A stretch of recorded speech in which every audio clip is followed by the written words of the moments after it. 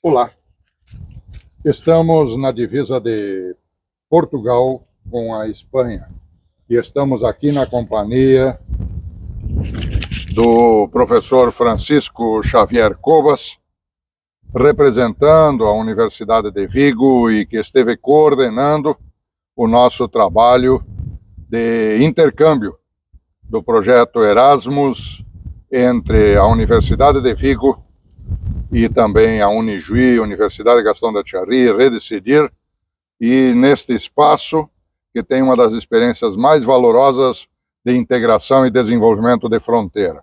Seja muito bem-vindo, professor Francisco Xavier Covas. Muito obrigado pela sua acolhida fraterna e toda a coordenação dos trabalhos aqui nesta região de fronteira, especialmente na Galícia, Espanha. Quais são os principais destaques que fazem hoje esta região uma região de referência como experiência inovadora e diferenciada na região de fronteira? Seja muito bem-vindo.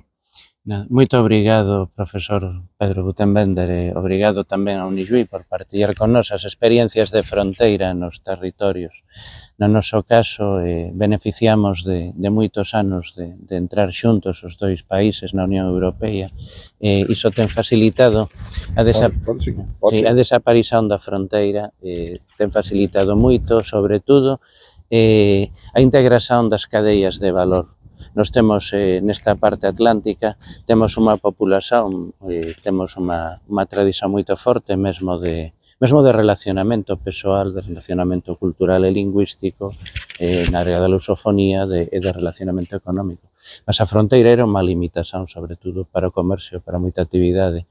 Na altura na que a fronteira desapareceu, iso creou as hipóteses, as oportunidades de poder facer traballos conxuntos, e tal vez o maior suceso ten a ver con compartillar as cadeas de valor, por exemplo, experiencia do téxtil portugués con a experiencia das marcas de moda na Galiza, ou, por exemplo, toda a tradición industrial que ten o norte de Portugal, vinculada tamén con a tradición industrial que ten a área de Vigo. As áreas de Porto e Vigo son dúas grandes áreas de actividade económica e de industria. Entón, todas esas capacidades conxuntas permitiron desenvolver con moita máis fortaleza o desenvolvimento endóxeno e a atracción de compañías para fortalecer sobre todo a industria do transporte, en particular do automóvel, mas tamén dos barcos, do naval, e para favorecer, para mellorar todo o que tiña a ver iso con a industria da moda, con madeira, con pescas.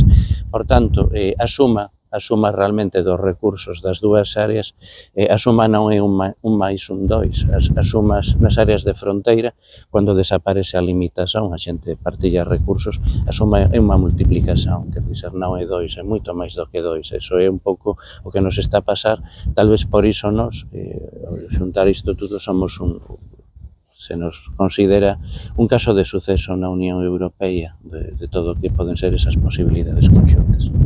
Fantástico. Estamos aqui na região da divisa entre Portugal e Espanha, na fortaleza aqui que guarda a história da região de Valença e também do outro lado do Rio Minho, Tui. O que caracteriza essa região de fronteira, professor? Há unha parte que sempre esteve caracterizada, como quase todas as áreas de fronteira, pola lógica do comercio. Normalmente as fronteiras son periféricas nos países e normalmente nesa periferia os pontos centrais desas fronteiras teñen a ver con o comercio, con a posibilidade de ter aquilo que ten ou que aporta mellor ou a mellor preço, con mellor cualidade unha parte do que a outra. A lógica de Tui e de Valença é fundamentalmente esa lógica comercial e de núcleo das comunicacións atlánticas entre a Galiza e Portugal.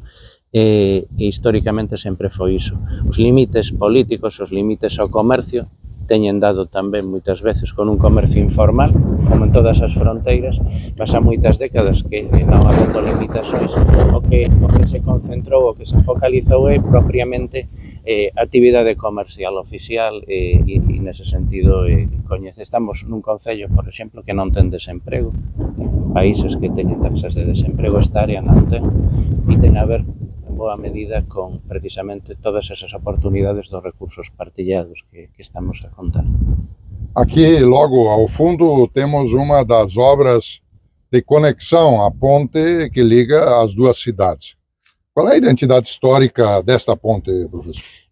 A primeira das pontes que tiñamos sobre o río Miño foi unha ponte deseñada por Eiffel, pelo enxeñeiro da Torre de París, é unha ponte deseñada no final do XIX para poder desenvolver a infraestructura do comboio entre a Galiza e Portugal. Esta ponte liga o comboio de Vigo con Porto, do conxunto da Galiza con Portugal. Entón, foi unha ponte deseñada para o comboio e por baixo deseñada para carros e paso de persoas. Até xa prácticamente entrado nos anos 90 do século XX, non houve o desenvolvimento das outras pontes que hoxe temos. O sea, realmente o que temos é unha autoestrada sen ningún límite de paso persoal, por tanto, mesmo non a consciencia de en cual é o país no que estás cando ultrapasas, mas realmente foi unha mudanza feita en poucos anos. Uma verdadeira prática de integração. E dessa semana de intercâmbio, de reuniões, de conferência, na sua síntese, qual é o conjunto das principais pautas que foram tratadas e que foram minimamente pactuadas aqui nesta semana de trabalho?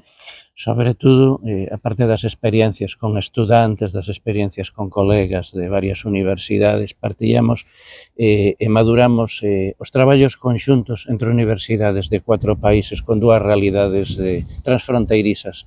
De unha parte, a xente do Politécnico de Porto, con a Universidade de Vigo, con a experiencia conxunta eurorregional que temos Galiza Norte de Portugal, e de outra parte as experiencias que ten a Unijuí con a Universidade Gastón da Charí, entre a lógica do Río Grande do Sul no Brasil e a lógica de Misiones na Argentina. Entón, ese relacionamento, temos xa máis de 20 anos de experiencia de desenvolvimentos conxuntos, tanto entre a parte América-Europa como entre nós mesmos, dan 20 anos de experiencias para desenvolver, sobre todo, bancos de boas prácticas, coñecimento de situacións que, tendo cousas similares, teñen tamén realidades diferentes e, por tanto, sobre todo, partillar moita experiencia que pode ser de axuda para todos para un desenvolvimento común. Então, muitos e novos projetos positivos estão aí pela frente? E, de facto, estaremos xuntos primeiros de decembro en Santa Rosa e estaremos de novo traballando e desenvolvendo proxectos de máis altura e, sobre todo, proxectos mesmo de intercambio de estudantes financiados na Unión Europea. Aguardamos ter xente da Unijuí aquí en breve. Muito bem.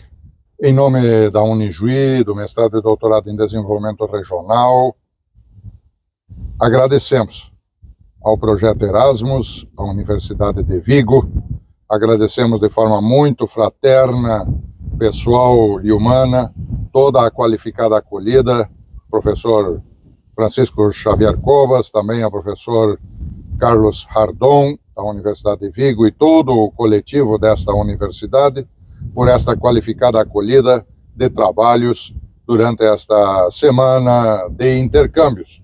Agradecimentos também, de forma qualificada, à Rede Decidir, ao conjunto das instituições que integram a Rede Decidir, que o professor Francisco bem conhece, também ao CNPq e à FAPERGS. Muito obrigado. Professor, seja muito bem-vindo na região sul do Brasil, na região de Misiones, e muito trabalho conjunto teremos pela frente. Muito obrigado e até uma próxima. Muito obrigado aos nós de ter a oportunidade de partillar realidades conxuntas durante tantos anos con o profesor Gutenberg e con os colegas da Unijuí e da Universidade Gastón da Charí. Muito bem. Muito obrigado, professor, e até uma próxima oportunidade.